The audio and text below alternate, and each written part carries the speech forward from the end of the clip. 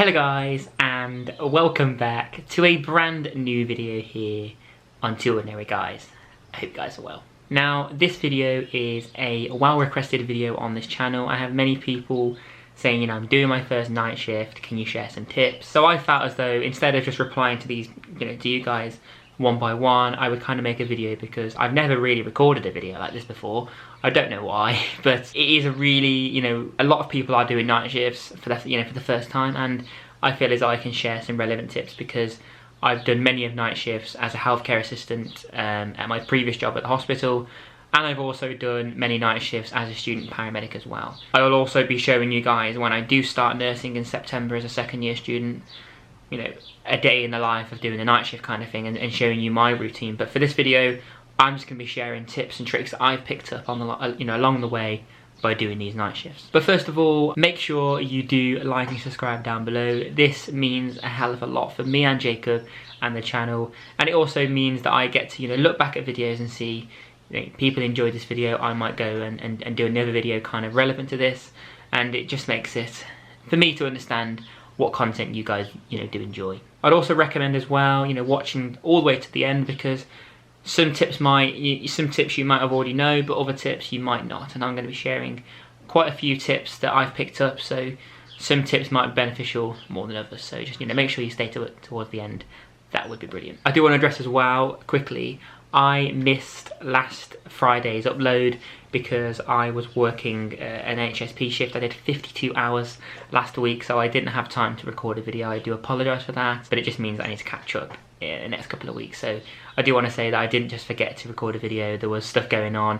I was working overtime for NHSP, which is bank work for the NHS if people don't know what NHSP is. But let's get into the video. Okay, so first of all, it's really important to know if this is your first night shift or are you just struggling with night shift, because this next question you might understand if you have worked a night shift before.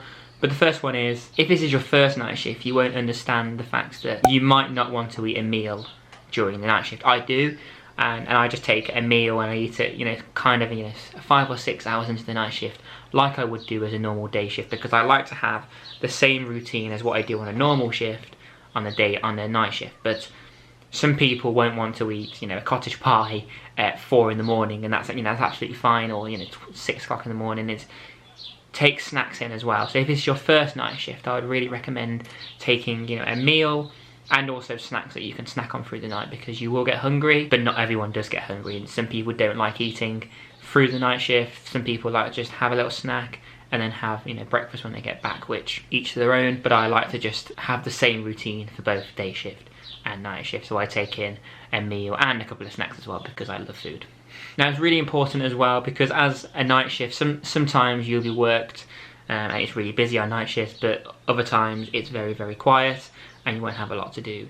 So it's really, really important to drink and stay hydrated, because you might find that on a normal day shift it's really, really busy, but if you're just just sitting there waiting for the call bells to go off, for example, on a nursing shift, or there isn't a lot to do and you're just sitting there being tired, it might find that you're quite dehydrated as well, because you've been sleeping all throughout the day, trying to get in your sleeping pattern, and then you're not drinking throughout the night. So it's really, really important to stay hydrated, because this will keep your energy levels up as well, and you don't want to be dehydrated and tired, because that is honestly the worst feeling. I found on my first couple of shifts I didn't really drink enough, because I just found that I didn't really want to be drinking at 2, 3 in the morning, but I was just having the occasional sip like I would do on a normal day, because you're so busy and stuff. And I think it's really important to take time after you've done what you need to do to think, right, I need to drink, because you're taking so much time boosting your patient's fluid levels and situations like that you don't really think about yourself. And it's really important to put yourself first, especially when you're doing these hours, unsociable hours, to drink and stay hydrated. Now, something that I really used to struggle with, probably up to about my 10th night shift, is I really stress, and I do this even with day and night shifts, that you put too much stress on yourself about going to sleep. You start worrying, you think, okay, I need to go to sleep now, and then you actually find you're overthinking and you can't sleep, and then you're thinking about, I need to go to sleep, and then you're thinking about everything that you need to do. You're thinking about all the stuff you need to do, that you kind of take away the fact that if you don't sleep, it's okay. Make it natural go to sleep at a relevant time. Don't take your phone with you and go on your phone for a little while. Go into bed, maybe put like on read a book for 20-30 minutes and just treat it as you're going to bed on a normal sort of day. So I'd always say don't go on your phone before bed. I always think that I don't sleep very well if I go on my phone before bed, because I get addicted to it, and then all of a sudden it's midnight and then you've got to be up at 6 o'clock in the morning. This is kind of relevant as well to a night shift, because you're flicking through Facebook and all of a sudden you've been on Facebook for an hour, and then you start putting pressure on yourself. You think, okay, I need to go to sleep now because I'm only going to have 4 hours sleep, then 3 hours sleep, then 2 hours sleep, and you start getting worked up, and then you go into your night shift thinking, I haven't had enough sleep, and you start overthinking that. Go to bed at kind of a relevant time. So what I normally do, say if you're going into your first night shift, I would probably go to sleep, get up quite early. So go to bed at a normal time, maybe 10:30, 11. Get up probably a bit earlier than you normally would, so maybe 6:30, 7 o'clock. Have breakfast, have some lunch, and then go to bed maybe like 1:30, 2 o'clock. And then depending on when your night shift start, get up, couple of hours before that, and it kind of then get into your mindset that you're waking up for a shift, for example. So if you're getting up at 6 o'clock, it is very early to get up at 6 o'clock in the morning. So think of it as you're getting up at 5 o'clock in the morning for your 6 o'clock start, or 3:30, for example, and then see it as you're working a 12-hour shift, and kind of get into your mindset that yes, it's unsociable hours, but so is getting up at 4:30.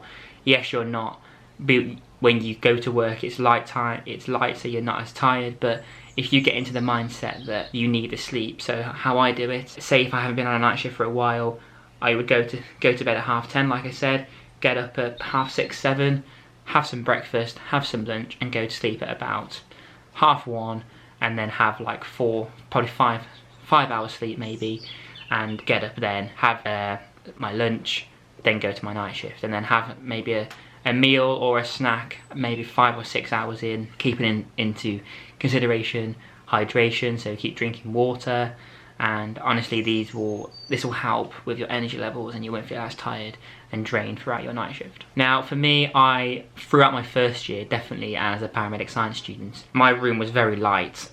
So I would go to bed, and normally when you go to bed on a normal day, 10:30, 11 o'clock, it's dark, and you start to get tired. And I found that my house was on a busy road, so I could hear the cars going past. It was very warm in there, so I had to open the window, but then actually if I opened the window I could hear the cars, and it was really light. The curtains were quite poor, so all the light was coming in, so I didn't get very good sleep. First of all, I'd recommend 3 things. First of all, getting a fan in your room, because this takes out the background noise. Face it kind of towards the wall, so it is it is going around the room. It's not blowing in your face, but it kind of takes out the background noise, and it's kind of like a white noise kind of noise, if that makes sense. 2, maybe getting some pull down blackout blinds. I would honestly recommend these.